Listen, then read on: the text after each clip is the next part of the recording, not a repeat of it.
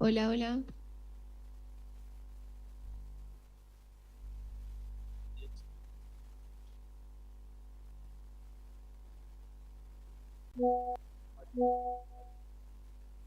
Hola, buenos días.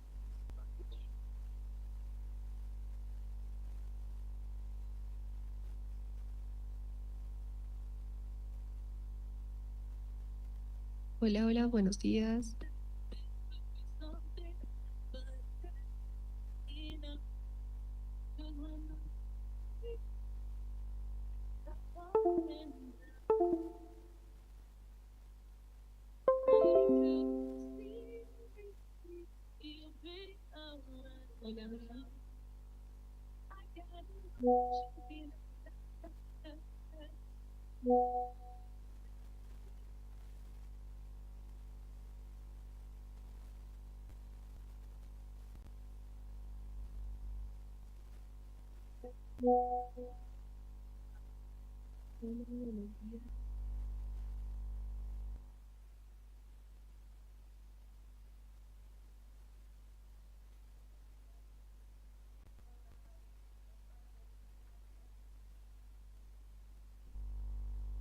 Entonces puedes venir un ratito aquí a la oficina de Iván.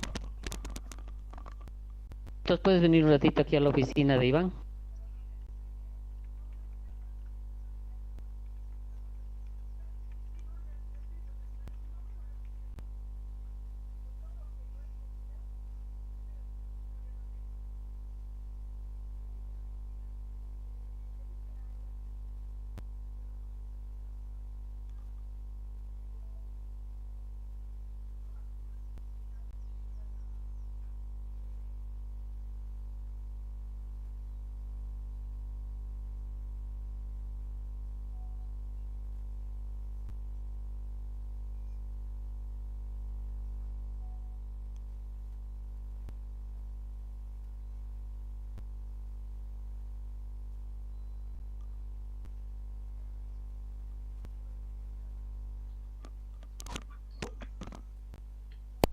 Hola, hola, ¿me escuchan acá?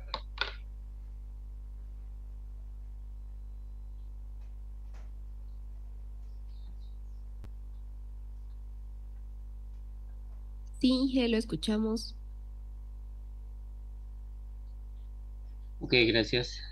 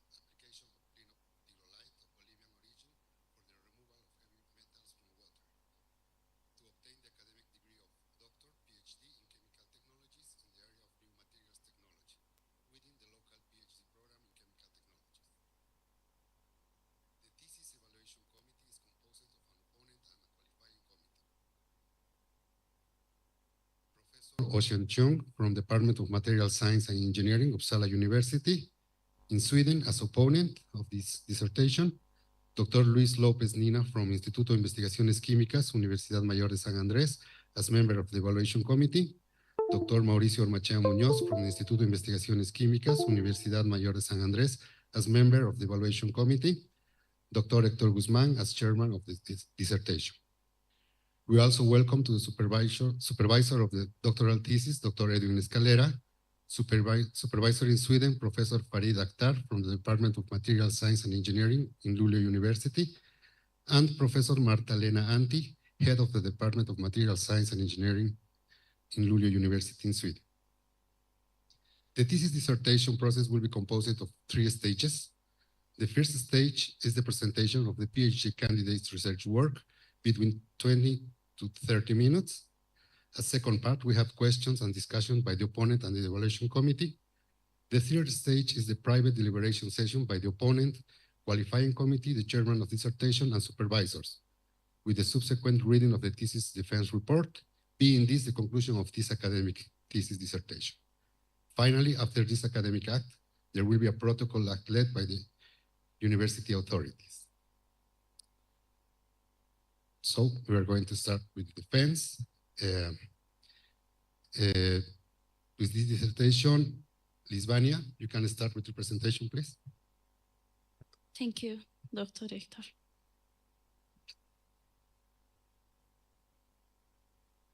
Well, good morning and good afternoon, everyone. I would like to thank the presence of university authorities, likewise the presence of my supervisor, Dr. Edwin Escalera, Professor Farid Akhtar in Sweden, the opponent, Professor Ocean Chung. I hope I'm pronouncing well your name. The evaluation committee members, Dr. Luis Lopez and Dr. Mauricio Ormachea, my colleagues in Luleå, my friends, also my colleagues and friends here in Bolivia, to my family and to the public in general. Well, please. Department of Material Science and Engineering, Uppsala University in Sweden. Well, today I'm going to present the results of my PhD study, which was focused in the application of Clinoptilolite of Bolivian origin for the removal of heavy metals from water. I have developed my PhD under the supervision of Dr. Edwin Escalera from San Simón University and Professor Farid Akhtar from Luleå University of Technology. Well, I will start my presentation with a brief overview. Then I will continue with the aim and objectives, continue with the definitions that were involved in this research, such as natural zeolites, modification of natural zeolites, and absorption process. Continue with the materials and methods. Then the results will be presented according to the research questions, finalizing with the concluding remarks and future perspectives. Well, my PhD was a collaboration between Luleå University of Technology and San Simón University, funded by the Swedish International Development Agency, which leads the sustainable use of natural resources and the decrease in the climate impact in the country. Therefore, I have focused my study in the treatment of water through the application of porous materials, in this case, natural zeolites, for the removal of different pollutants, such as heavy metals, to provide results for the benefit of the Bolivian society. Well, the aim of the research was evaluate the potential of Bolivian natural zeolite for the removal of heavy metals from water. To achieve this aim, different objectives were formulated. The first one summarized the current use of natural zeolites from various origins in removal heavy metals from water. Then tailoring of properties of Bolivian natural zeolite through alkali and surfactant modification. Then the evaluation of the absorption capacity of the Bolivian natural zeolites towards cadmium and chromium, in addition with the equilibrium and kinetic analysis. Then the examination in the reuse of Bolivian natural zeolite through a generation process, and then the implementation of Bolivian natural zeolite for the removal of heavy metals from real and multi-component water sources. So what are natural zeolites? Natural zeolites are aluminosilicates that contains cations such as aluminum and silicon, which are surrounded by 4 oxygens. Likewise, natural zeolites possess channels and cages that contains different exchangeable cations, such as magnesium, calcium, sodium, potassium, and water. In addition, natural zeolites possess different properties, such as ion exchange, dehydration and rehydration, high thermal stability, it's recyclable, and also is easy accessible and possess a low cost. Well, currently in Bolivia, 4 natural reserves of natural zeolites were reported in 3 cities. The phases of analcime, merlionite, clinoptilolite, and cristobalite were reported in the city of Potosí. The mordanite type was reported in the city of Oruro, and the clinoptilolite type was reported in Sucre, which was used in this study due to the availability.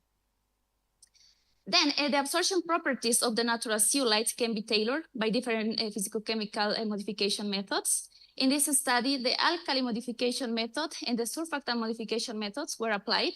In the alkali modification method, the natural zeolite was converted to ammonionic form to increase the active center absorption sites. And in the surfactant modification method, the natural zeolite was positively charged to create affinity toward anionic pollutants. Well, the absorption process is a mass transfer process. In this study, a liquid solid phase was evaluated, which is composed by 2 elements. The solid phase, that is the absorbent, which provides the surface for the uptake of the species that are the absorbate. In contrast, the release of this species from the solid phase is known as a desorption process. Well, absorption can be optimized according to the absorption parameters such as initial concentration, amount of absorbent, contact time, pH, particle size, agitation, speed, temperature, etc. And likewise, can be optimized according to the material properties such as surface area, pore diameter, pore volume, micropore area, external surface area, and diffusion properties. Once the equilibrium is achieved, the absorption capacity and removal efficiency are calculated. Then the equilibrium data is analyzed according to the absorption isotherms, absorption kinetics, and absorption thermodynamics. In this study, the models of Langmuir and Freundlich were applied. Likewise, the pseudo first order, pseudo second order, and intraparticle diffusion kinetic model were analyzed. And the absorption and the thermodynamic parameters were evaluated according to the absorption thermodynamics. Well, this research started with a review article where the information regarding the removal of heavy metals from wastewater by application of natural zeolite was collected and summarized. The review article was focused in the natural zeolites, the properties, the structure, and the different modification methods such as acid, alkaline, cationic surfactant, magnetic modification toward different heavy metals such as arsenic, cadmium, lead, mercury, and nickel. Likewise, the regeneration information and the design of absorption systems were reported. According to the information based on the modification methods such as alkali and cationic surfactants towards the uptake of the heavy metals such as cadmium and chromium, the investigation continued. With the application of Bolivian natural zeolite and Bolivian natural zeolite after alkali modification to uptake cadmium via absorption process where the absorption kinetics, isotherms, likewise the effect of pH and initial concentration were evaluated. Then the Bolivian natural zeolite loaded with cadmium was regenerated through an desorption process with a pH shift with a solution of hydrochloric acid of 0.0 molar. Continuing, the surfactant modified Bolivian natural zeolite was applied for the uptake of hexavalent chromium via absorption process, where the absorption isotherms, the absorption kinetics, absorption thermodynamics, in addition with the effect of pH and initial concentration were evaluated. The research was addressed according to the following research questions. The first question was, what is the current research status on using natural zeolites from different origins to remove heavy metals from water? The second question, how does the modification of Bolivian natural zeolite with alkalis and surfactant change its structural, chemical, and textural properties? The third question, how effective is Bolivian natural zeolite in absorption and removal of heavy metals from water? And the final question, how does Bolivian natural zeolite remove heavy metals from multi-component real water sources? Well, to contribute to answer these research questions, the following results were obtained. According to the review article, we have verified that the natural zeolites have been used since more than 20 years ago towards the uptake of different heavy metals, and is still under investigation towards the heavy metals such as arsenic, cadmium, chromium, lead, and mercury and nickel. And also we have observed that the heavy metals of chromium and lead are the most studied. According to these statistical results, we studied how to potentiate the Bolivian natural zeolites toward the uptake of different heavy metals. In the absorption of cadmium in raw and alkali modified Bolivian natural zeolite, we can observe that the morphology of the Bolivian natural zeolite did not change after the alkali modification. Likewise, the crystallography did not change. However, the textural properties increased after the alkali modification, which was an advantage for the absorption of cadmium. According to the study on the effect of initial concentration, we have verified that the absorption capacity of cadmium increased in the initial concentration, which could be due to the increase in the driving force of cadmium towards the surface of the Bolivian natural zeolite. In the study of effect of pH, we have verified that the value of 6 is where we obtain the highest absorption capacity of cadmium. And when we increase the value of pH, the absorption capacity of cadmium decreased due to the formation of cadmium oxides. And before the value of 6, we can observe also a low absorption capacity of cadmium, and this is due to the presence of hydrogen which competes with the cations of cadmium. Then the equilibrium data was evaluated through the Langmuir and Friendlich models, and as we can see, the Langmuir model describes better the absorption of cadmium on Bolivian natural zeolite, which was verified according to the correlation factor, providing a maximum absorption capacity of 20.2 and 25.46 for the Bolivian zeolite and Bolivian natural zeolite after alkali modification, respectively. Well, according to the absorption kinetics, we verified that the equilibrium data fit better with the pseudo-second order, and as we can see at different concentrations, fit better, which is in agreement with the values of correlation factor, which are equal or close to 1, and the similarity between the calculated and the experimental absorption capacity of cadmium, as we can see for different concentrations, the values are similar. Well, after the absorption process, the Bolivian natural zeolite was reused in 4 cycles, maintaining the efficiency, which reveals the potential of Bolivian natural zeolite towards the uptake of heavy metals, also shows the recyclability of Bolivian natural zeolite, the efficiency, and also that is friendly with the environment. And then we studied the interaction between cadmium and Bolivian natural zeolite through the FTIR and XPS characterization methods. According to the FTIR, we have observed a change in the wave number between 3,700 and 1,600, which correspond to the hydroxyl groups, and which reveals an interaction between cadmium and the hydroxyl groups. And according to the XPS spectra, we have observed the appearance of new peaks, new binding energy peaks after the absorption of cadmium, verifying the absorption of cadmium in the surface of Bolivian natural zeolite. In addition, we have observed a decrease in the zeolites exchangeable cations, which could be due to the ion exchange between zeolites exchangeable cations and cadmium. which reveals that the absorption of cadmium in Bolivian natural zeolite is performed via hydroxyl compressation and ion exchange mechanisms. Continuing with the study, in the absorption of hexavalent chromium in surfactant modified Bolivian natural zeolite, we have observed that the morphology, the edges of the Clinoptilolite were smoother than the Bolivian natural zeolite in its original form. And this could be due to the adhesion of the surfactant, which is in agreement with the FTIR spectra, where we have verified the appearance of two new peaks that are characteristic of the cationic that was used in this study. In this case, the hexadecyl trimethylammonium bromide.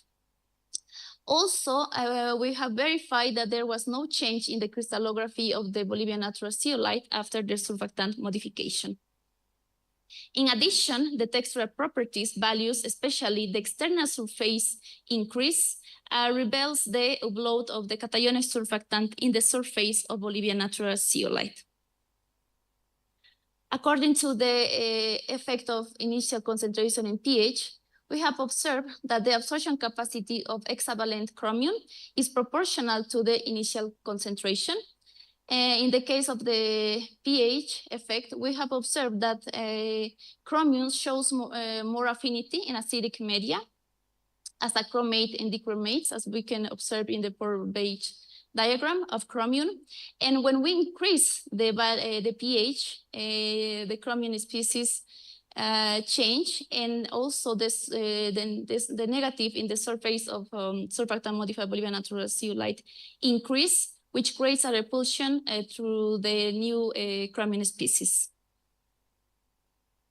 Then the equilibrium data was evaluated through the Langmuir and Freundlich models.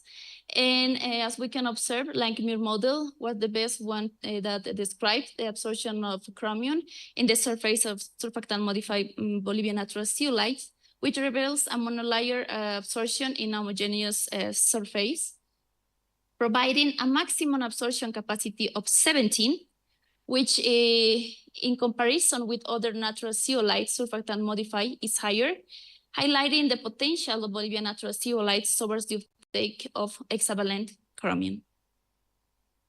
Well, according to the absorption kinetics, we have observed that the contact time, the equilibrium was achieved at 30 minutes, and the equilibrium data fit better with the pseudosecond order, which is in agreement with the correlation factor and the similarity between the calculated and experimental absorption capacity of hexavalent chromium. Likewise, the intraparticle diffusion kinetic model reveals that this model is not the only one step limiting rate in the absorption of hexavalent chromium on surfactant modified Bolivian natural zeolite. Then, according to the absorption thermodynamics, we have revealed that the absorption process is exothermic, and that shows favorable affinity of surfactant modified Bolivian natural zeolites towards chromium. In the study of mechanism of hexavalent chromium in surfactant modified Bolivian natural zeolite, we have observed the appearance of a new peak after the absorption of chromium, which reveals the absorption of chromium in the surface of surfactant modified Bolivian natural zeolite. And in a detailed XPS spectra of chromium, we can observe that chromium is present in the surface of surfactant modified Bolivian natural zeolite as a chromium 3, chromium 4, and chromium 6, revealing a chemical reduction as one of the mechanisms.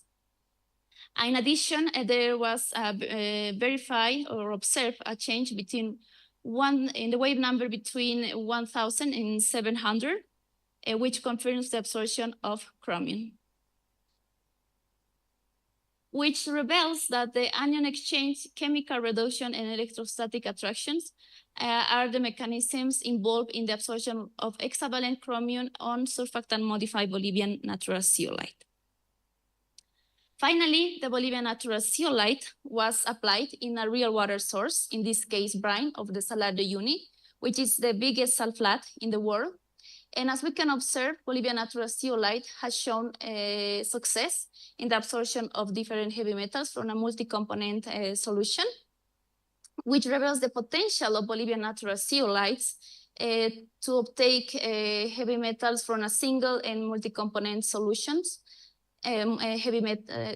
samples, and also reveals that will be suitable to remove heavy metals from different water sources, and also extract elements such as lithium from Uyuni salt flat, to the use of different applications such as lithium battery production, or for the as a medium growth of different microorganisms. Well, according to the obtained results, we can conclude that there is still a continuous update, investigation of natural zeolites to enhance heavy metals absorption from water. We have also noticed a notable enhancement in cadmium absorption after alkali modification. Then a creation of Bolivian natural zeolite affinity towards anionic pollutants such as oxyanions of chromium was achieved. In addition, higher absorption capacities in comparison with natural zeolite from other origins were obtained. And finally, a successful efficacy in the absorption of heavy metals from a real multi-component water sources was achieved. Therefore, for the future perspectives, will be important to study and optimize absorption process of multi-component samples. Therefore, likewise, in situ application of natural and modified zeolites, and the synthesis, absorption performance, and characterization of new types of adsorbents towards different pollutants from polluted water sources in Bolivia. And I also would like to highlight the potential of natural zeolite towards the uptake of heavy metals from a multi-component and single solutions. So thank you so much for your attention.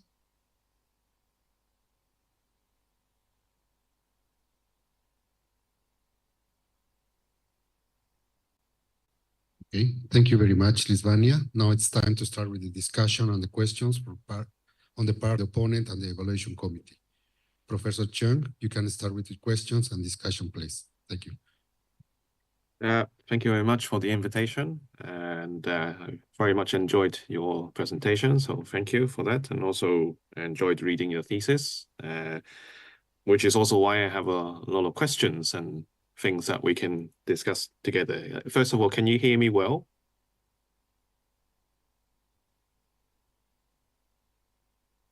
Yes, I can hear you. Yes, you can hear. Okay, perfect. Yeah. I will try to do this in the order where it's written in the thesis, but sometimes it's not possible. Sometimes I have to refer back and forth to different places. But I will try to stick to some sort of chronological order in the way that you presented. Like I said, it was very nice to read through, and so first of all, very well done. I think we can start with the introduction chapter. I don't know if you have the thesis. Maybe you can share the screen here so that the other audience can also see. Is that possible? I will ask. Please give me a minute.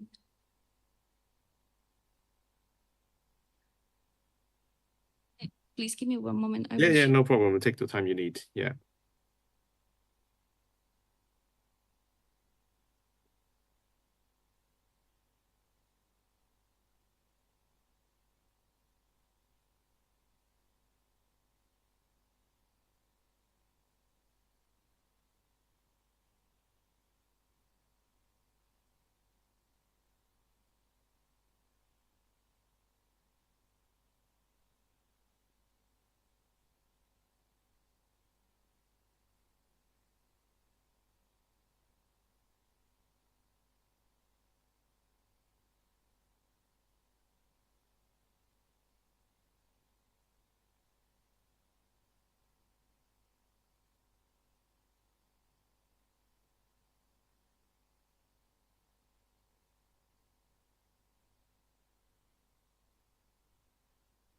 Oh, this is great. Yeah. So I would like to start the discussion by going to page 3 in the text. So this is chapter 1 in the introduction there. And there are a couple of things I think I would like to discuss with you. Okay. Sorry, not this page. What is this now? So in chapter 1, is page number 3 at the bottom when you print it. I don't know what number it will be on your screen. Okay, page number 3. Yes. So we just keep going.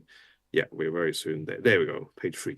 Yeah, so in of course, you give a very nice background introduction to what the problem is, and then no, this, yeah, right. So actually, it's the version I have here is slightly different. So if you go up a little bit, Down.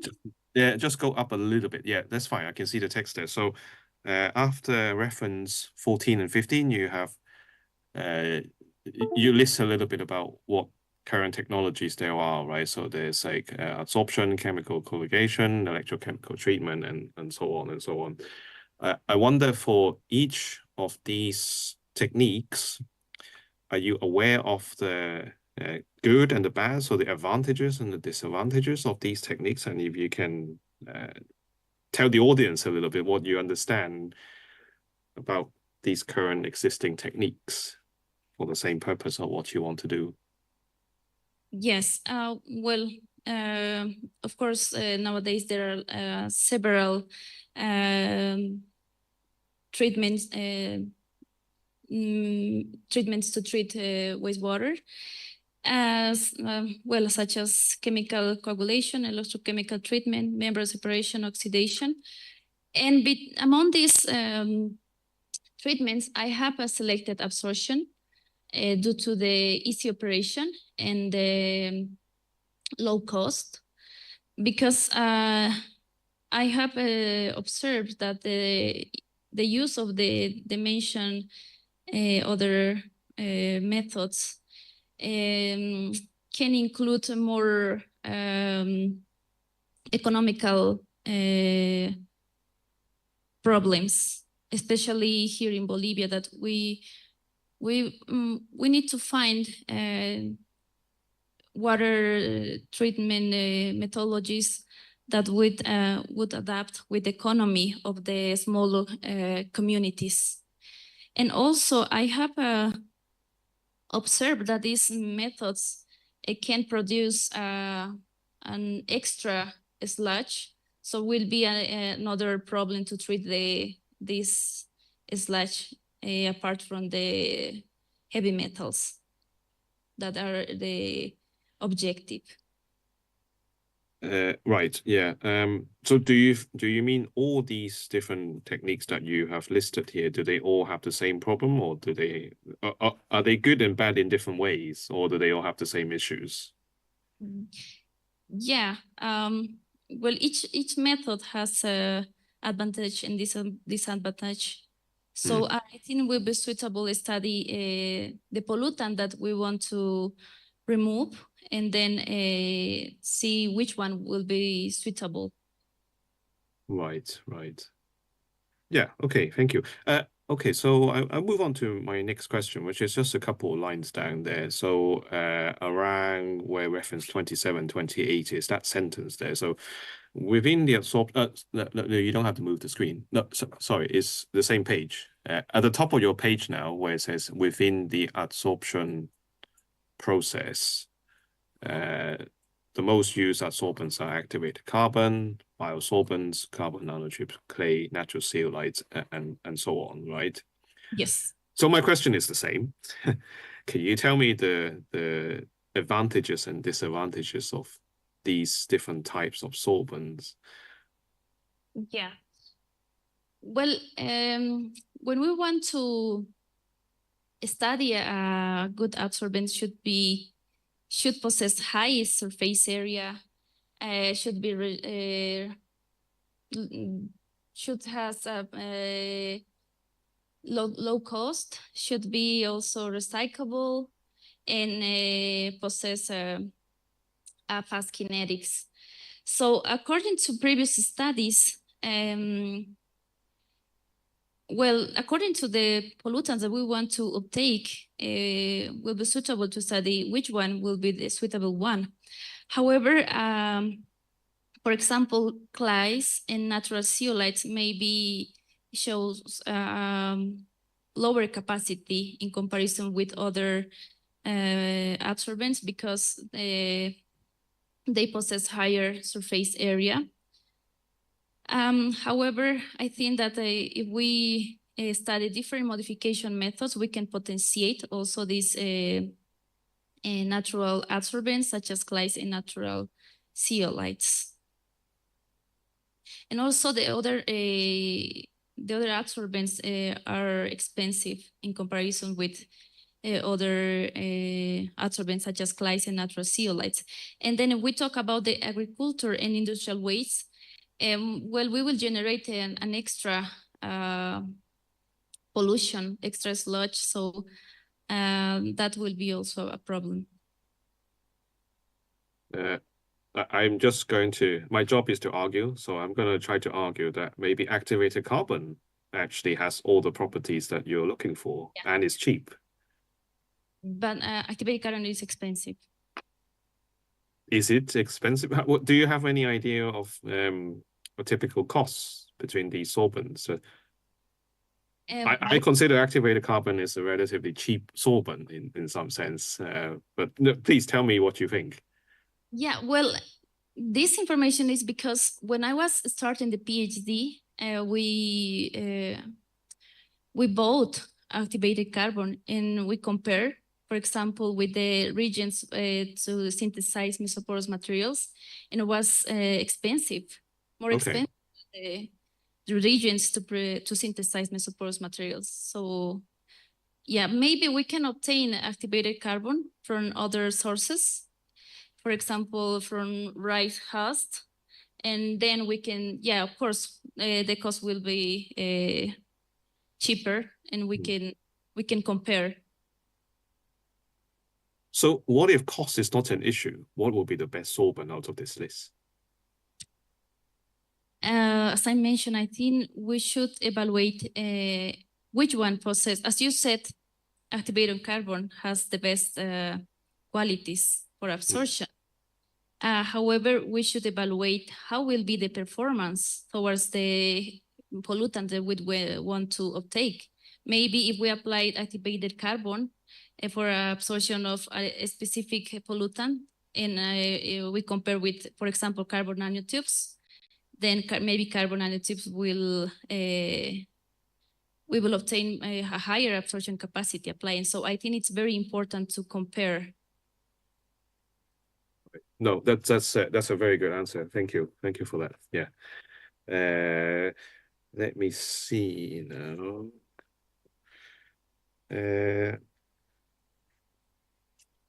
Sorry, I need a bit of time to juggle between my notes, and I have written here that my next, I think it's on page 11. I understand maybe your document is a little bit different from mine, but basically chapter 3, the beginning of chapter 3. Sorry, then it's number 9 on your screen. So the first section of chapter 3. Okay. There. Actually, the document I have looks a bit different. I have double spacing in my document, but I think it will be okay. Yeah, this. Yeah, no problem. So this is what I want to discuss a little bit. First of all, I need to. Are you a chemist? That's quite important for the next discussion. Are you a chemist or engineer, or what kind of scientist do you consider yourself as? During this day, I was more focused in materials evaluation. So. Right. Okay, but that's fine, because in order to evaluate the materials properly, you do need to have some understanding of the chemistry behind it, right? So I want to touch up on the chemistry of the zeolite-like and basically aluminum silicate materials. So you have a description there, the tetrahedral structure, where the aluminum silicon cations are surrounded by 4 oxygens, right? Yes. And then there are some exchangeable cations. What do you know why there are exchangeable cations? Yeah, well, due to the presence of aluminum, silicon, and oxygen, this generates a net negative charge in the zeolites. So to equilibrate this, the exchangeable cations are present. Okay, but so why is there a negative charge? It's because this negative charge comes from the substitution of silicon with aluminum. So that means that silicon and aluminum are chemically different, right? In that sense. So how are they chemically different that causes the presence of aluminum means there's a negative charge on the framework? Yeah. So why is that? So if you have a pure silicon silicate material, you don't have a charge, right? Yeah. Yeah. So the moment you start to put aluminum in there, something with the chemistry of the material changes, and then now you have a negative charge. And I wonder if you know what that is. Well, I think it's most because well, I have known the substitution of the silicon with the aluminum like produce this negative charge, but I'm not sure about why. Okay, let's see if we can work it out together, okay? So now you said that, so it's tetrahedral structure and so everything is tetrahedral. You have a metal in the middle, and then you have 4 oxygen atoms surrounding each of the metal, right? Yeah.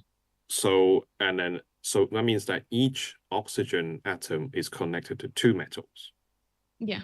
Yeah, you understand that.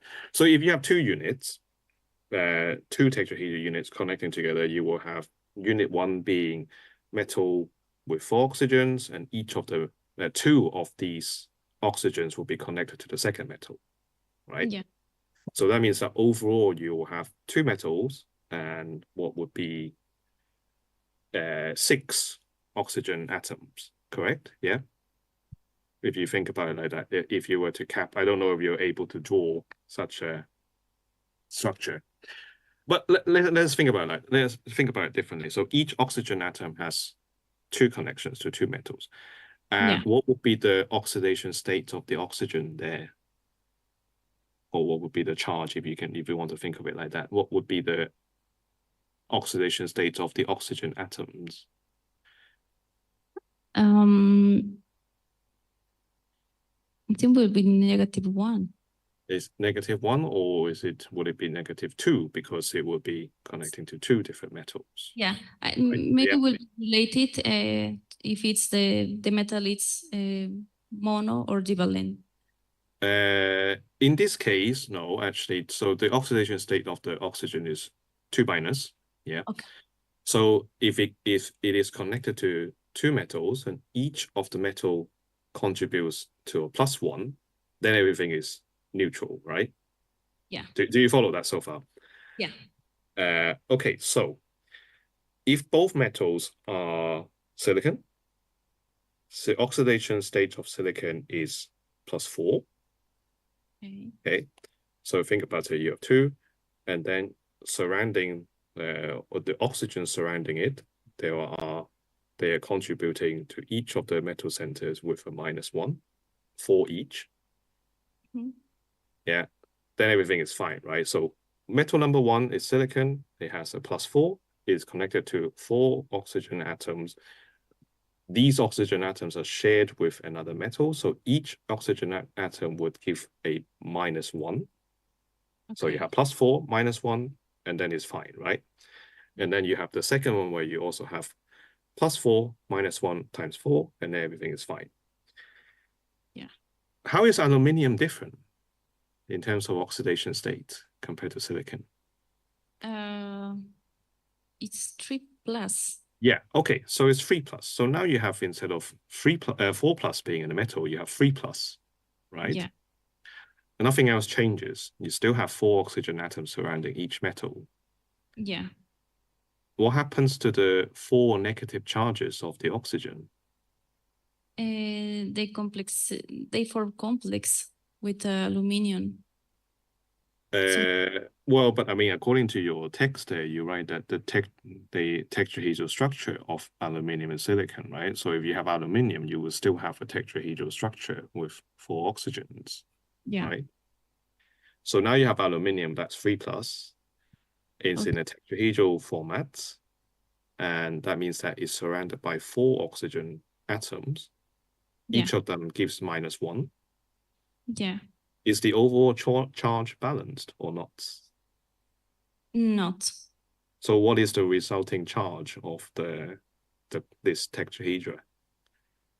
Negative. -1, right? Yeah. Yeah. So now I ask you, how do you balance this -1 charge? What do you do? Equilibrate with the cations. Exactly. So the reason why the cations are there, the reason why putting aluminium into the framework would mean that you have cation and negative charges, is because of the oxidation states different between aluminium and silicon, right? Okay. And because of that, you have a cation that is needed to balance out the overall charge. Okay. Yeah, I mean, I understand, because that's why I asked you this question at the beginning, whether you consider yourself as a chemist, or because there's quite a heavy chemistry involved here. So, but I think if you are going to continue working with zeolites, it's quite important to understand that. And the reason for that, and we can continue the discussion, that if you have more and more aluminium in your structure, there will be more and more of these negative charges that needs to be balanced, right? Yes. That means you can also use this aluminium content to control how many cations you have on your zeolites. Yeah. Yeah. Do you know the aluminium content of the zeolites that you used? Well, I didn't mention it. Yeah. But I don't have the exact values. That's fine. That's fine. Yeah. But do you think every sample of your zeolite would have the same aluminium silicon ratios or not? Not. It's different. No. So would that cause any differences in the property of the zeolite? Yeah. Or how do you think that would affect the performance? Could be with the interaction of exchangeable cations. Right. And also, if we want to uptake cations, and if we have more negative surface, we will uptake more. Right, perfect. Yeah, so that's actually also something that I think personally that is quite an important property that one should consider. How much aluminium you have in there. It could also be interesting to see if the aluminium content of a zeolite actually changes any of the uptake behavior of the material, because the overall charges is going to be quite different, right? So sticking with the cation and stuff, and in this case, where are they? You have this picture actually on the screen there. So how are they? How do they live? Are they just kind of hovering in space, or are they attached to the framework of the zeolites? And so, normally, how do they exist in the zeolite structure? Yeah, they are in the cages of the natural zeolite. So, well, as you know, natural zeolites are porous materials. So that is composed by cages where are the exchangeable cations. And some and they are loosely held, so it's easy to exchange with other cations. Right. So are they bonded to any part of the framework or not? Are they chemically bonded? No. No. Okay. Right. So there's an electrostatic interaction between the the negative charge of the framework and the positive charge of the cations, right? And then you also show that in this picture that we can see on the screen now, so the different types of cations, they seem to live at different places. Yeah. Right. Why is that? Do you know? Maybe well, I think it's due to the ionic radius. Right, right. Is it just that, or? Also the church. Right, yeah, exactly. So that's yeah, so the larger the cation, maybe they don't fit in the same place as a small one, and then they go to different places. Right, perfect. Yeah, thank you. Yeah, sorry to kill you a little bit with the chemistry, but I think I will try to not continue down that line so much, and then we can move on to actually the next page in section 3.1. You have yes, that's right. Yeah. So different types of zeolites are available in different regions in Bolivia, right? And I picked up on one zeolite, the modernite zeolite. As far as I know, modernite is quite a bit more porous compared to the zeolites that you used. Yeah. Would that actually mean that it would be a better suited material? I just wonder why you did not study your modernite, but instead what you chose to study. Is there a reason behind that? Is it because it's easier to obtain, or I mean, I'm not looking for a scientific answer here. I'm just wondering why you didn't pick modernite. Well, it's first there are several factors. The one is politic factors. Sometimes the people that lives in these regions did not don't allow us to collect these samples. Right. And also the reserve of modernite is a small one, so there is not too much availability. Okay, right. No.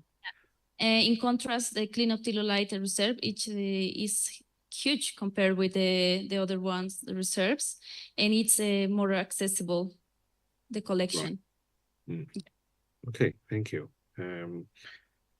If we move to section 3.2.1. Okay. Yeah, I think doing section number is going to work better with this one. Okay.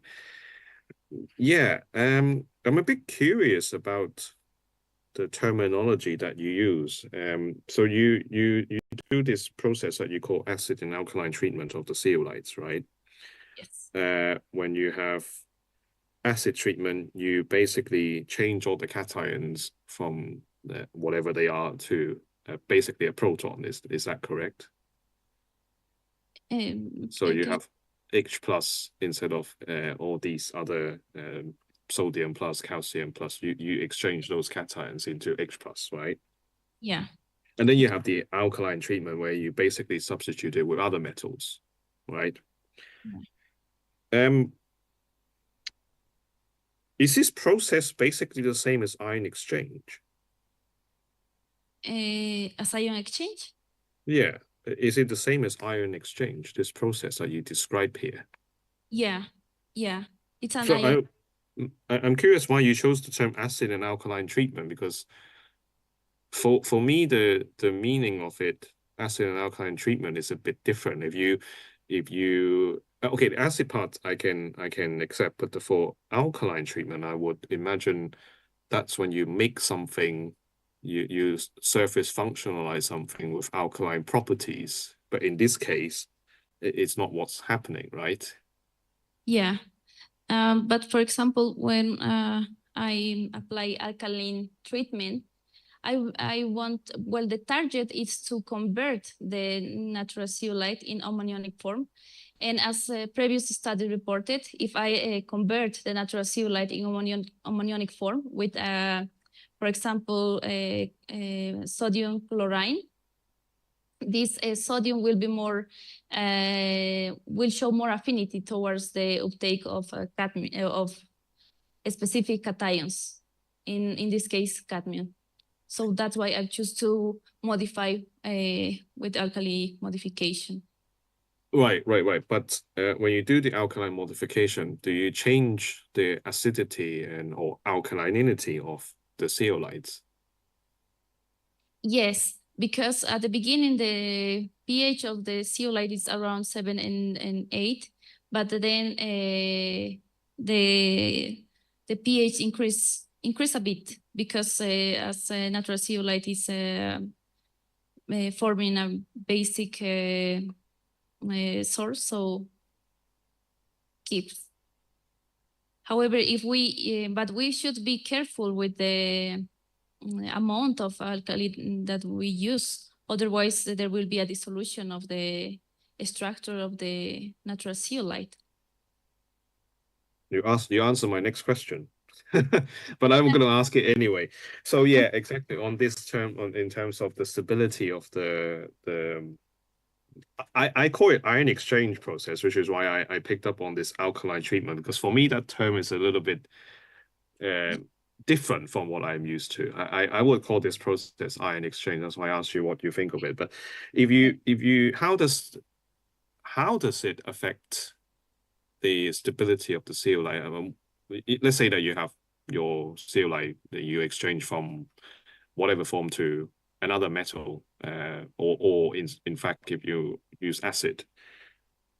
You said that there is a difference in the stability, right? Can you expand a little bit on that? What usually happens and why, if you know why? What should happen if I apply acid and alkaline treatment, right? Yeah, because you said that you have to be careful because maybe you would start to destroy the structure.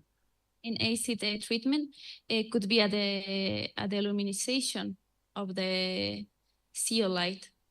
And in the case of alkaline modification, will be can dissolute the structure of the natural zeolite. So we should be careful to keep the structure of the natural zeolite and just try to improve the absorption properties. Do you have any idea how you can do that? How you can improve on?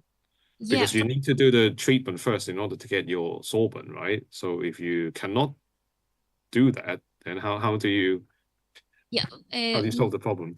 Would be suitable, well, previous studies also reported, to evaluate the treatment with different, for example, with different acids at different concentrations, in the same way with different alkaline solutions at different concentrations, to find the suitable concentration and the suitable parameters to keep the original structure of the natural zeolite. Right. Okay. So when you do this treatment, do you exchange all the cations in your material, or do you only replace a certain percentage of that? I have replaced for sodium. Everything? Excuse me? Every single cation in the zeolite is replaced, right? Or is it, do you replace 100% of them? Yeah, I have performed EDS analysis. So I have observed that the quantity of cadmium decreased after the alkaline modification and the quantity of sodium increased. So there was an ion exchange between cadmium and sodium, but and also a decrease in the other exchangeable cations such as potassium and calcium. But we did not achieve a complete ion exchange in the alkali modification, but would be suitable to convert all the exchangeable cations to sodium, to study how will improve the absorption of cations, heavy metals cations. Okay, so when you get your zeolite and you first do this alkaline treatment, you put it in, let's pick sodium chloride, you put it in a sodium chloride solution. I guess you mix it and then you separate the zeolite, right? Okay. And after that process, some of the cations are now replaced by with sodium, and some others are not yet replaced. Yeah. So what kind of technique would you use to replace everything? How would you do it? If I task you now, okay, I need you to exchange everything. I want only sodium in the material. How would you do it? Will be suitable to study the alkaline treatment with different sodium sodium chloride concentrations, Right. and also study the the parameters involved, and then compare which concentration will be the suitable one. So do you think high concentration would give you better conversion, better exchange of sodium, or maybe not? Yeah, could be. Yeah. But it's important to verify at Right. low, then on average, and in a higher. So will be interesting to study. Mm. So this ion exchange process, you talked about not everything is being replaced. Why does that happen? Is it because it is an equilibrium process, and or what is the reason why not every single cation gets replaced? Because I guess in your solution you have a large amount of sodium cation that can actually replace everything, right? But it doesn't happen. Why is that? Maybe because the charge of some exchangeable cations, for example, potassium is just +1 and sodium 2+. So maybe could be due to that reason. You're thinking of magnesium, right? Sodium is not +2. Yes. Yeah. Right. Right. Yeah. So I think another way to make sure that you have full conversion during the ion exchange process is actually to repeat it. So you do it once, and then you do it again and again and again. Eventually, you will be able to replace everything. And the reason for that is that the process is very much based on equilibrium, or the Le Chatelet principle. I don't know if I'm saying it correctly, but that principle. And so if you repeat it, you are shifting the equilibrium in one direction, and you can use that to drive the full conversion of your zeolite ion exchange. Great. So why don't we move on? Let's see.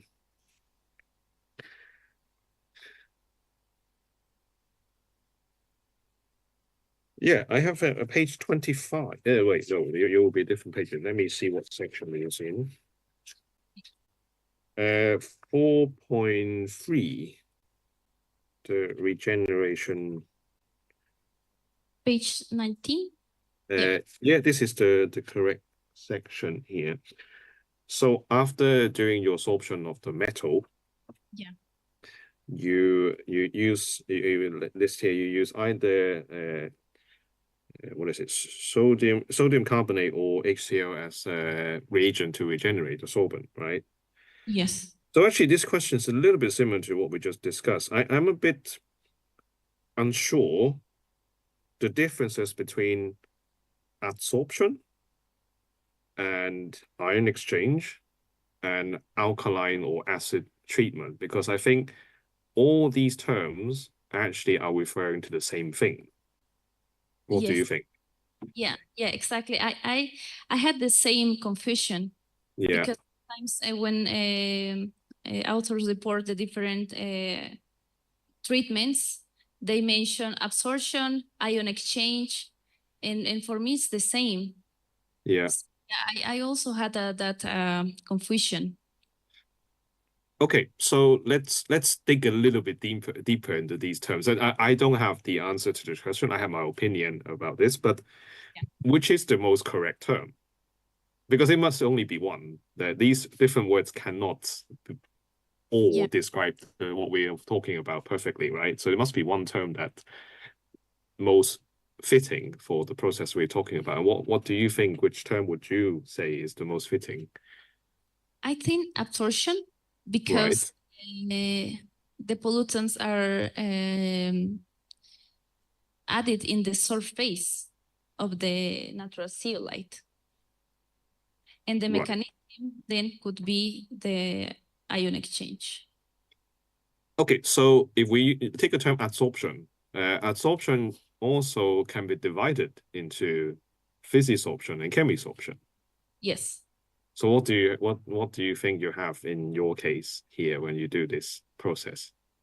Chemisorption, because yes, because when I perform the regeneration process, I still have a remaining pollutant in the adsorbent, so it was not possible to remove all the pollutant, and this is due to the chemist bonds, such as covalent bonds within Right. Yeah. Yeah, I mean, like I said, I don't have a, I mean, I don't think there's a right answer for this, but I'm just curious what you think about these terms, because I think if you were writing one document and there are 3 terms in your thesis that basically describes the same thing. Yeah. I don't know if it's better to just choose one and kind of stick to it. Yeah, I would say that it could be more clear if you either you actually make a section at the beginning to actually say that, you know, the literature is crazy. Everyone's talking about different things, but it's referring to the same thing, and then stick to one term. I think that could be useful in future documents that you will write related to this topic. Yes. Good, but I think I like your description about the chemisorption, or like why you would say adsorption is the term that you would use. So let's see. Yeah. So I have written here, can you distinguish between sorption and ion exchange? But I think that question maybe is not so valid anymore, because we just talked about it. They basically the same thing in this context. There are other contexts where these 2 terms don't interchange at all, but we don't need to go into that. Yes, then I have the next. In section 5.2.2, so now we come on to the surface modification of the materials. Yeah. Yeah, so I'm really curious. So you use this HTDMA bromide, this is an ammonium salt, and you attach it to the surface of the zeolite, right? I'm sorry, you don't have the section yet, but it's about 5.2.2.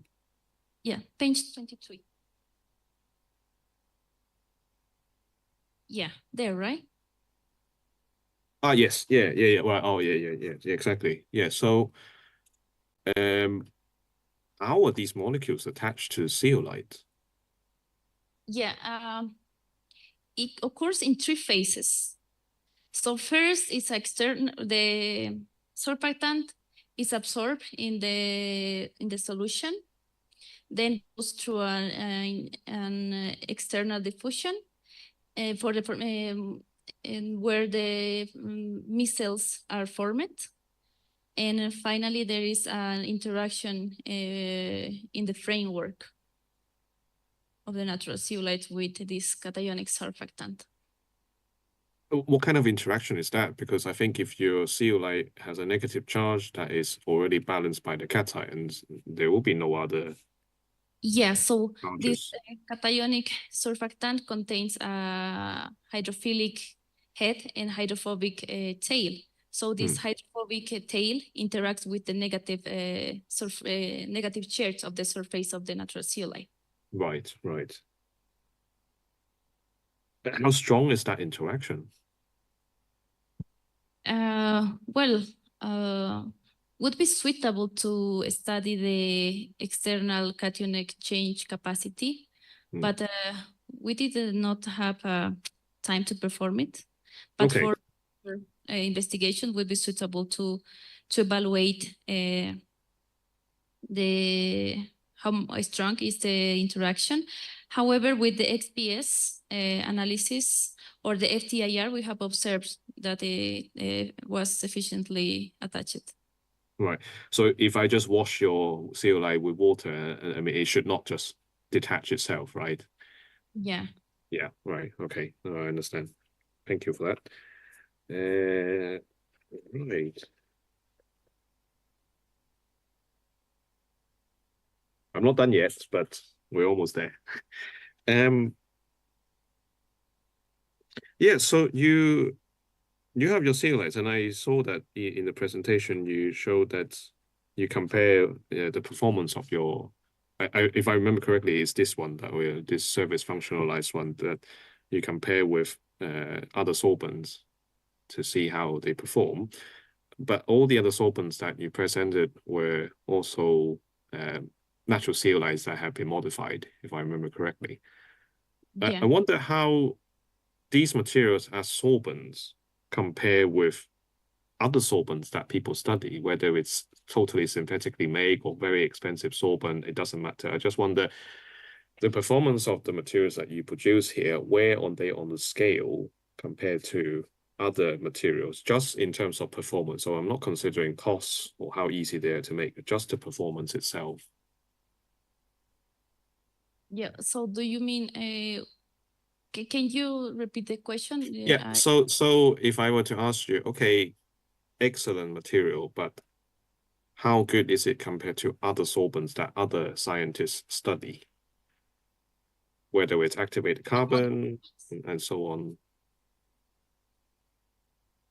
Do you mean the surfactant modified ones? Any of them, it doesn't matter. Any of your material. Let's say just, okay, let me put it this way. If I were to ask you, okay, give me the best zeolite that you can make from this thesis, how does that material compare to the sorbents you listed at the beginning, you know, activated carbon, carbon nanotube, and so on? How does your sorbent compare to those in terms of performance for taking up the heavy metals? So I should have taken account the properties. Only performance, only how good they are at taking up the metal. I don't care about the costs or anything at all. Okay, so if we want to so focus in the performance between other adsorbents, of course it depends on the pollutant that I want to remove. Let's take the one that you studied, right? In this case, chromium, was it? In this, let me see. Yeah, let's take chromium, for example. Yeah. So we can obtain higher absorption capacities with other adsorbents, definitely. Definitely. So for future investigations, I really would like to study other adsorbents. I was trying to synthesize metal organic framework towards, for example, organic pollutants. So I think it's very important to study different adsorbents and compare the performance towards the heavy metal that we want to obtain. So it's really how, let's say if I were to ask you to dig deeper into this, if you take what you consider as the best performing sorbent out there, how far away is your material compared to that in terms of performance for sorbing chromium? And note here, I'm not trying to get you to say that your material is better. Actually, I'm trying to quite do the opposite, but I wanted to see if you have any idea in the field where people study removal of heavy metal, do you know where on the scale your material is now performing compared to state-of-the-art sorbent? I think it's like in the middle. In the middle, right. Yeah. So of course, if I perform more comparisons, for example, increase the concentration of the surfactant, maybe I can increase the performance. So will be suitable to study and compare the difference in the parameters. So maybe I can increase the performance of my material. Do you have any idea how you can increase the performance of your material? Knowing what you know now. For example, in the surfactant modification, will be suitable to study the concentration of the surfactant. Okay. Yeah. Right. Yeah. Okay. Yeah. Very good. Yeah. Then the questions are more on the not so many more. Don't worry. I have quite a lot of questions for paper 2 for some reason. Only paper 2. And it's not because I didn't read the others, but just like for paper 2, I have a couple of questions. So Okay. can we go to page 10 of paper 2? I've written here. So paper 2, page 10. Or where table 1 is, where do you have the isotherm of the material? La página 10, más arriba. No, abajo, abajo. Abajo. Appended papers. Ahí. Ah, no, no, perdón. Más abajo. Más abajo. Más, sí. Después de las referencias, sí, perdón. Más abajo. Paper 2, la página 10.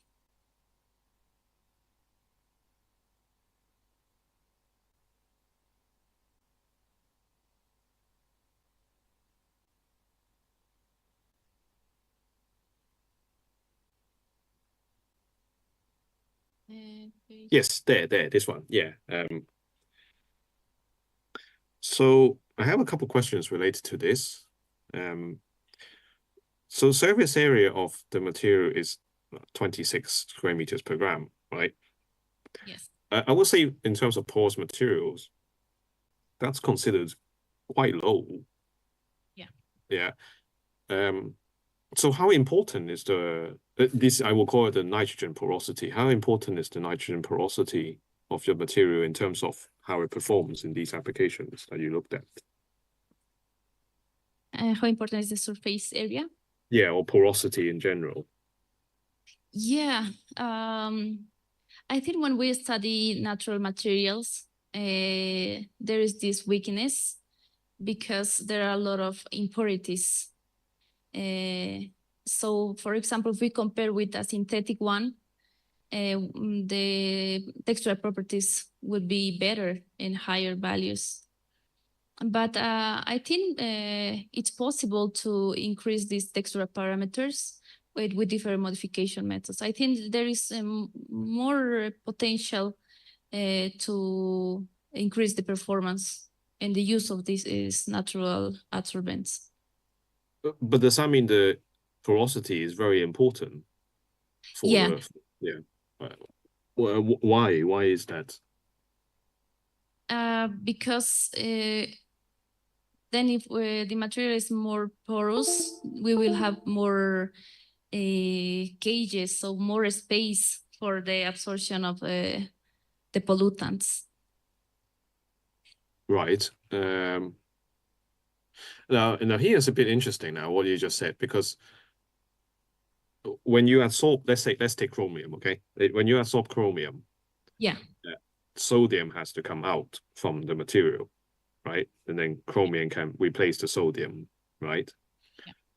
But that process itself has nothing to do with porosity. Yeah, but for example, can eliminate impurities. But let's not think about impurities, right? Let's think about just the zeolite materials. Let's say you have a pure compound. In order to absorb chromium or any other heavy metal, let's take chromium as the example.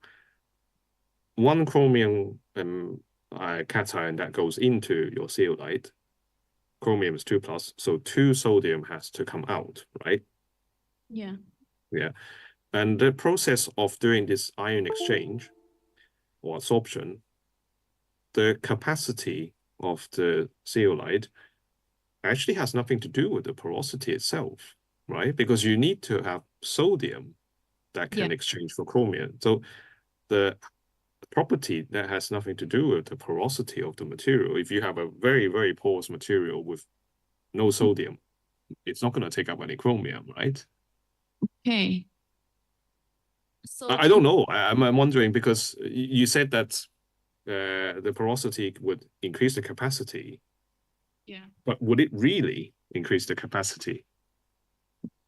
Yeah, I think, well, if we talk about the natural zeolite, then we can remove like the impurities such as quartz and feldspar, and then more available absorption sites will be there to absorb.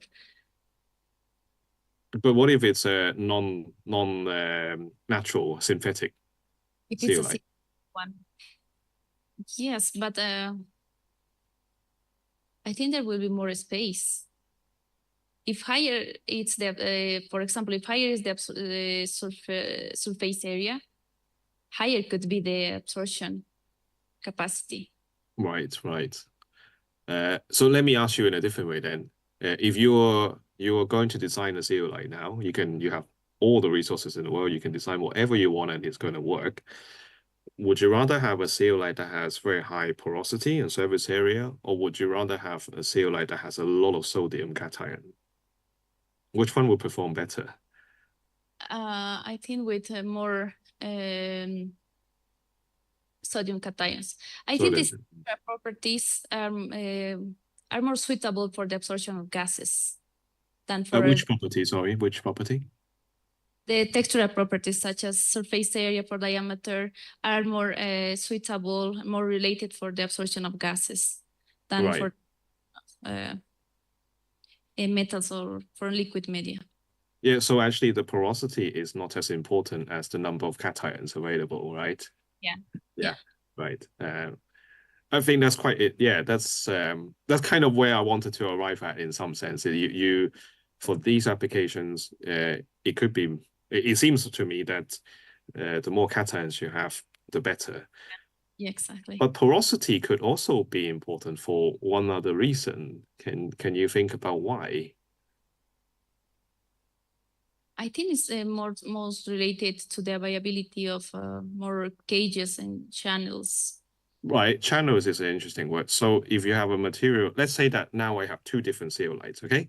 Zeolite number one has, and they have equal amount of sodium cation, okay?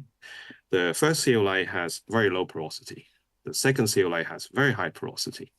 Which one do you think would perform better? Well, would be the one that has more sodium cation.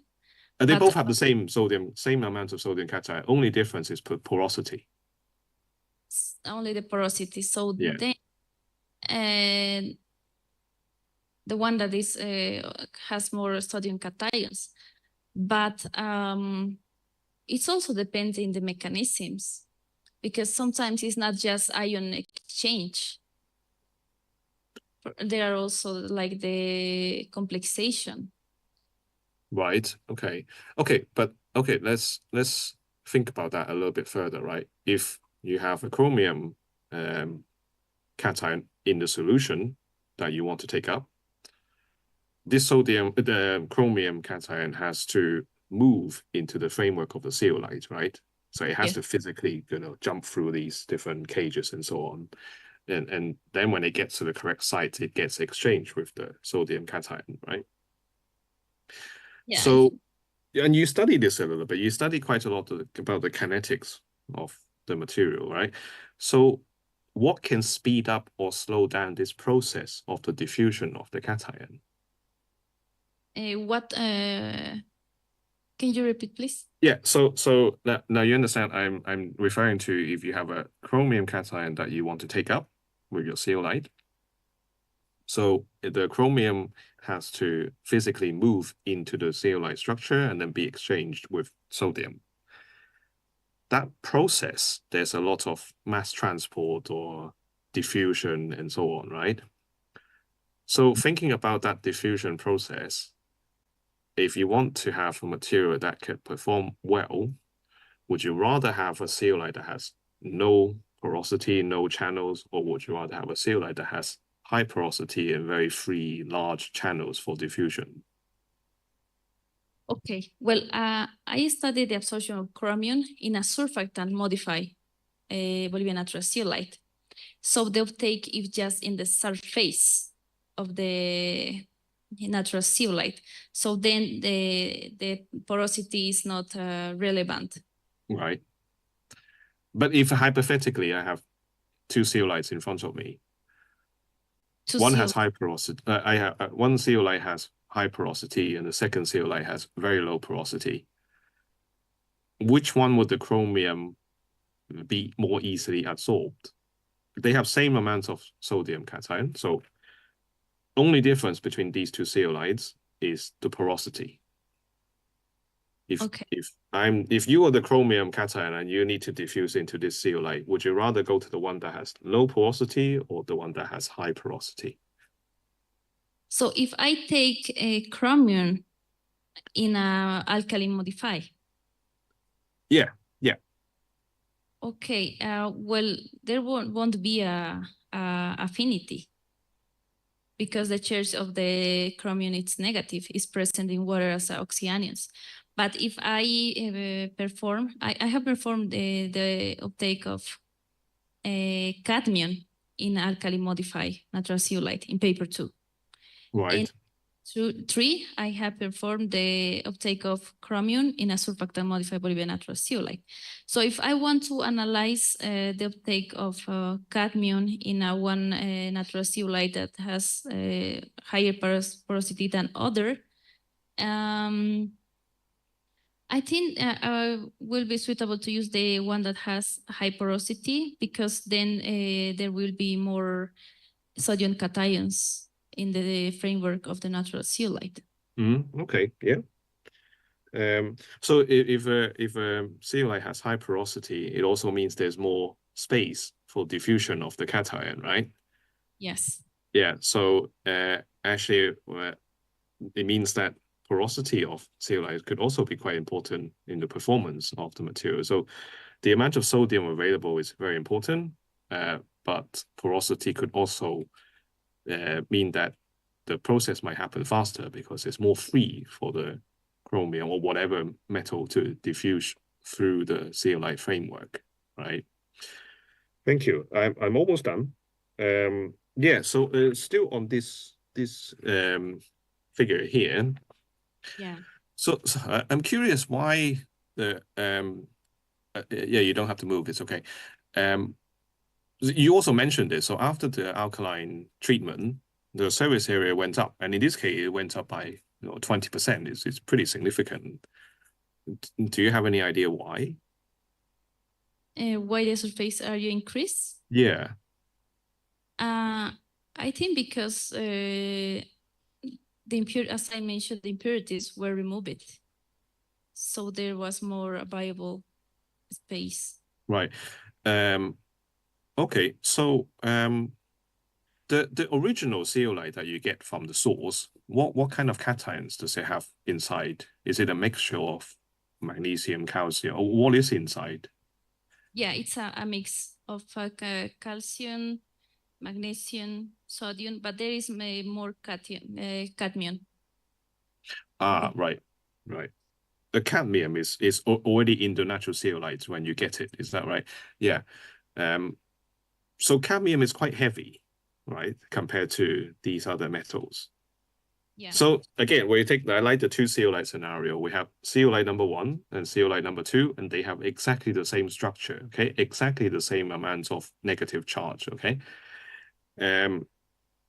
Zeolite 1 has cadmium as the cation, only cadmium, and zeolite number 2 only has sodium. Okay. Yeah. So you with me with these descriptions so far, right? Yeah. Which zeolite is heavier? Let me see the figure. The cadmium one, because the ionic radius is higher in comparison with the sodium one. Okay, cadmium is heavier, that's right. But the reason is because cadmium has a much higher molecular mass or atomic mass, right? Yeah, exactly. So if you have a zeolite that contains 100 cadmium ion, and then the same zeolite that contains 100, or actually it will be 200 sodium cation, chances are the sodium one will still be lighter, right? So if you think about this, going back to this table there, surface area is quoted per gram. Yeah. Yeah. And now we just realize that the sodium BZ is actually lighter than the original BZ. Yeah. Do you see what I'm trying to get at? So this difference in surface area, could it actually be related to the difference in mass? Yeah. Yeah. So I think that's probably, I'm not saying this is the only factor, but I think that's one of the reasons why the surface area will go up, because you're replacing a very heavy metal inside the framework with a much lighter one, right? Yeah. So that means, and when this surface area is specific units, so per gram, it means that now in your 1 gram of material, you actually have more material, and more material means higher surface area, right? I hope that makes sense to you. So yeah, definitely. Yeah. Yeah. So I think that's actually one of the reasons why the surface area goes up. Right. Yeah.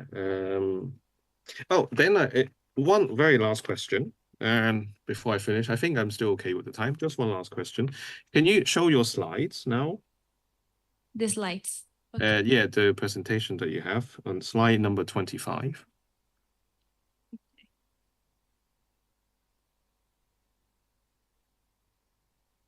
And then you're off the hook after this question. Then we're done.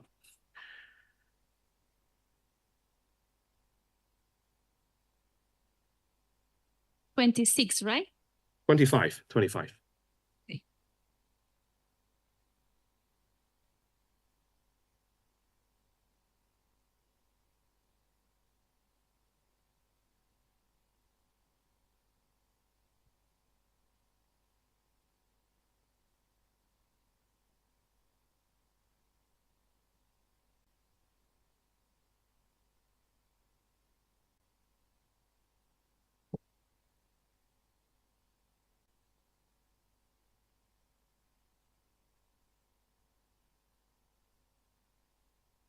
This one? No, can we go to the next one, perhaps? The next one, please. Yeah, maybe I wrote it down wrong. No, actually, it was this one. Yeah, it was this picture at the bottom that I'm thinking of. Okay. So, what you show there, I don't know if you have okay, so these 3 things, anion exchange, chemical reduction, and electrostatic attraction. Yes. The reason why these 3 different processes happens is because of the surfactant, this HTD, what was it again, that you have on the surface of your zeolite, right? Yes. And because of that, you have these 3 different interactions. Yes. So these molecules are on the surface of the zeolite. Yeah. Yes. And the modification related to that is what causes the material to be able to remove heavy metal. Yeah. Is that right? Great affinity towards anionic pollutants. Right. So if you do the same thing on, I don't know, silica, would you see the same results? Or if you do the same thing on anything, quartz? I have performed just with applying just the natural zeolite, and there was no affinity. So there was no absorption in the natural zeolite. Yeah. Maybe this is due to the net negative charge of the natural zeolite. That's why I have possibly charged the natural zeolite to uptake of great affinity towards the anionic pollutant. So it's important to study if the material has affinity or not. Okay. Okay, so actually my question is more like, if you do these surface modification and you can change the property of the material and now you can take up the metal, why do you have to do it with a zeolite? Can you not do it with a polymer or something very inert? Yeah, would you see the same thing? Would you see the same thing if you do the same modification on another type of material that is not a zeolite?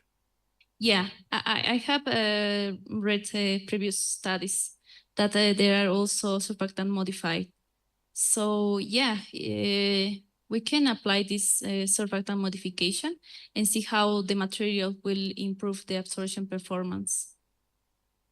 And also will be suitable to do, for example, for a future, compare this surfactant modified natural zeolite with a surfactant modified other porous materials and compare the performance. Right. So the role of the zeolite is just to provide a surface here. Is that right? It doesn't really do any chemistry. Exactly. Yeah. Okay. Right. Perfect. Great. Yeah. I am done. According to the schedule, I am 2 minutes before my allocated time, so you cannot complain about me. Thank you very much for the nice discussion. Thank you so much. It was a really nice discussion, Ocean. Thank you so much. Thank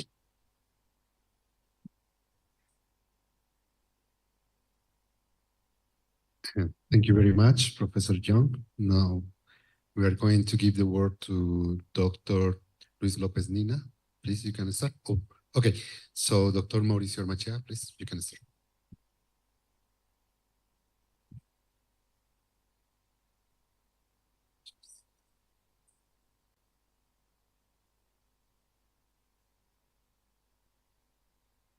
Okay, good morning and good afternoon there in Sweden. Thank you, Lisbania.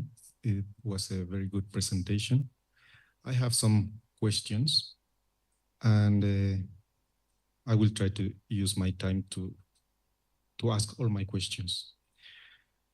Well, first, as you mentioned in your thesis, there are so many human activities for water pollution.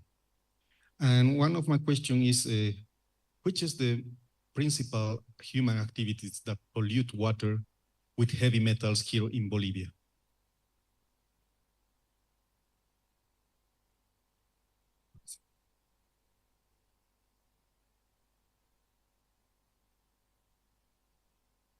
Well, thank you, Dr. Mauricio. Well, the main source of pollution is mineral activities. So, for example, I have read one report when they compared the urine of people from a city close to these mineral activities and the urine of people from Europe.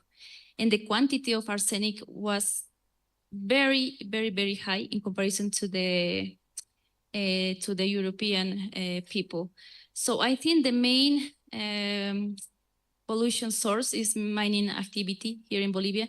And also I think there is no regulation in the discharge of wastewater in the different water sources. So I think that is very important to take control in this discharge.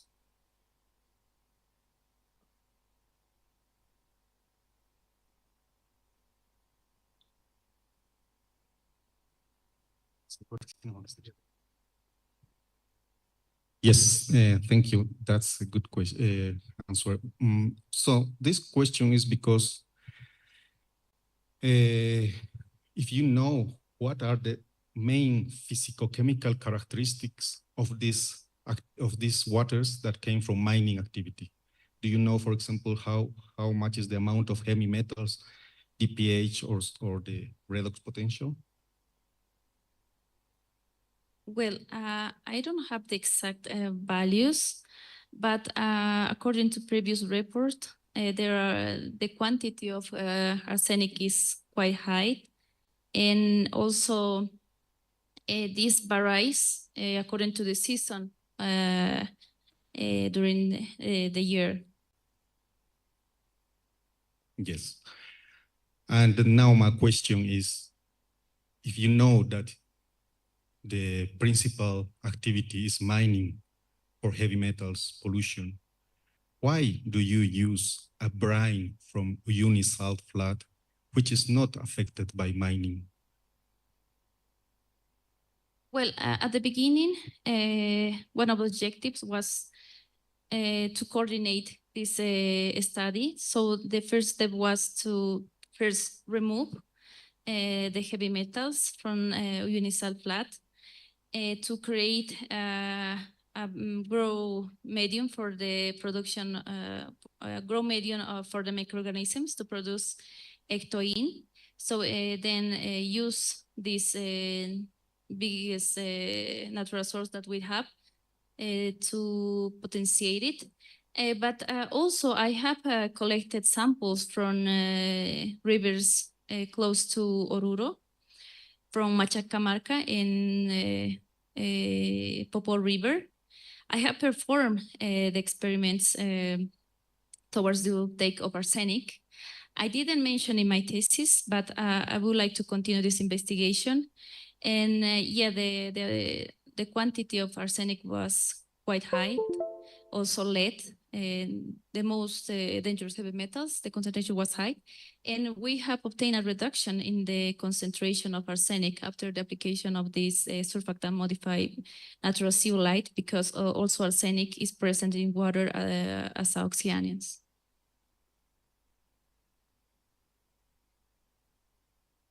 Thank you. Well, we have a lot of mining activities in the Altiplano and other places. And usually these kind of waters have high concentrations of heavy metals compared to that on salt flat water of unisulfate. My question is now related about this sample of unisulfate. You mentioned in your thesis that you use this brine and you have in the methodology that you analyze the sample for the physicochemical characterization of the brine sample.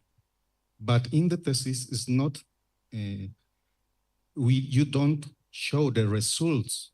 You mentioned that you use ICP or atomic absorption to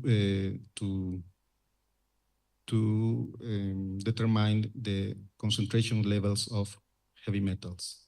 But I cannot see in the thesis or in your paper, what are the concentration levels of heavy metals in the brine? Can you please show your results about this sample? Maybe I can find the document, but effectively there was a decrease in the concentration of the heavy metals after the absorption with natural zeolite.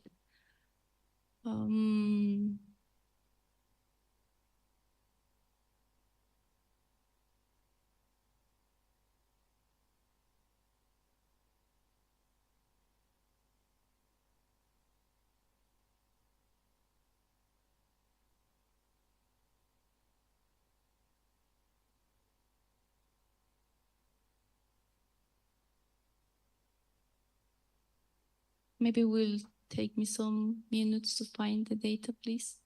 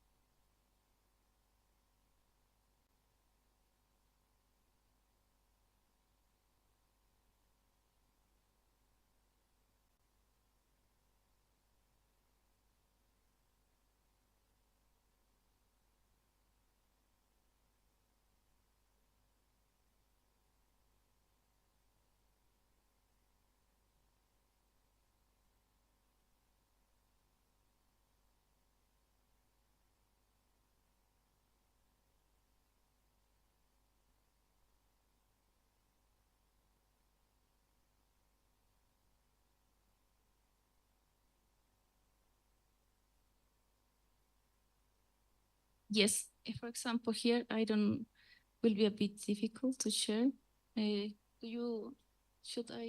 But I can show you. Maybe after I can send to the audience. Here we have the initial concentration of each element. And here we have the absorption after the application of natural zeolite. And here, for example, we can observe the decrease in the concentration. So this is the initial concentration, the final concentration applying one kind of natural zeolite and then the other kind of natural zeolite. So here we have values for magnesium, potassium, lithium, indium, zinc, cadmium, yeah. So for the different.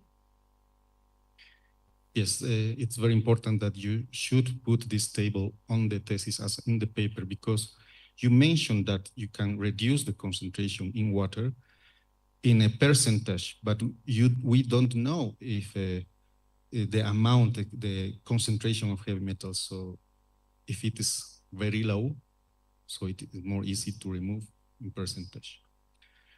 So that's a recommendation for your paper.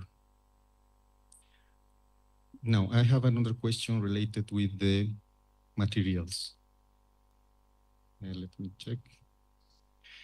Yeah, you explain in your thesis that you can regenerate the material. You can first remove the heavy metals, then you can clean, or you can release the metals and use it again. Yes? My question is, the idea here is that you use the materials for remove the contaminant. And the idea is to not have the contaminant in the water so people can maybe drink safely the water. So if you remove contaminants from the water and they are toxic, and you regenerate the elements, that means that you release the contaminants. Where do you put these contaminants? Because if you put in the environment, it still is a problem, right? And if you decide to not release the contaminant from the materials, how you dispose this material to not be toxic to the environment and people? Yes, well, for example, in the case of chromium, we can reduce it. Well, the main objective will be to reduce until the permissible levels. So then will be suitable for the discharge. And also another application could be separate each heavy metal and then apply it for example, it's used for in different industries. So we can apply it after the recovery in other industries. Okay, thank you.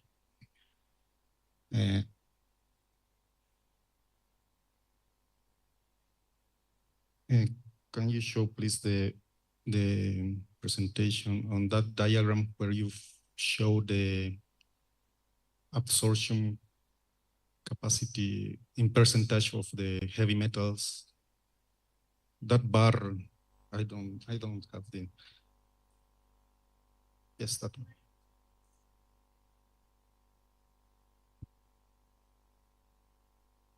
$26.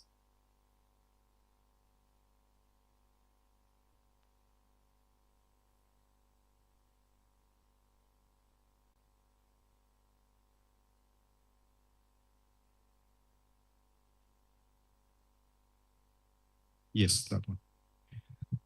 Yes, that's very interesting. There you show that metals absorb, the material absorb the metals more than 60% in most of the cases, except lead and zinc.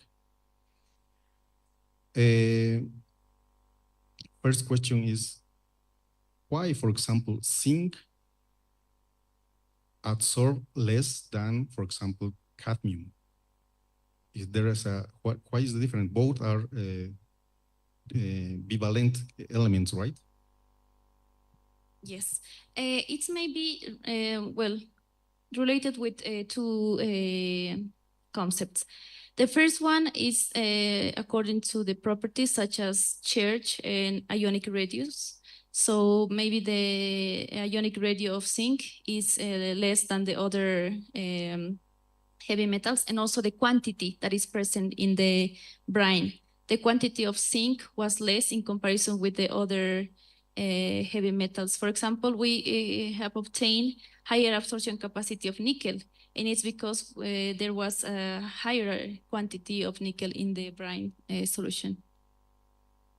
Yes, thank you. And in these cases, in the picture, you show most of the elements are bivalent metals. What about arsenic? What is the charge of arsenic? We have evaluated arsenic in general. So maybe it will be suitable to perform an XPS characterization to verify in which state is present arsenic in the surface of the natural zeolite. The geochemical behavior of arsenic is that arsenic is present as an anion, same as chromium. So this is a big question, because how is possible that in the same zeolite that they are more effectiveness for cation, it can absorb an anion? What do you think? Yeah, maybe it's we can compare and make a deep analysis with arsenic, and because, for example, here, yes, natural zeolite has shown affinity towards arsenic. But in the case of chromium, when we applied just in the original form, that was no affinity. So is the possibility that this natural zeolite can show affinity or not affinity, and we can improve this affinity after the surfactant modification. Okay. And about chromium, you mentioned that the material, the zeolite, can not only absorb the chromium as chromium-6, but also it can reduce the chromium. Can you explain how is the process for the reduction? That means that maybe electrons are involved in some kind of reaction, but can you deeply develop this idea? Yeah, maybe it's due to the precipitation, because hexavalent chromium is not very stable, so maybe that's why it has decreased.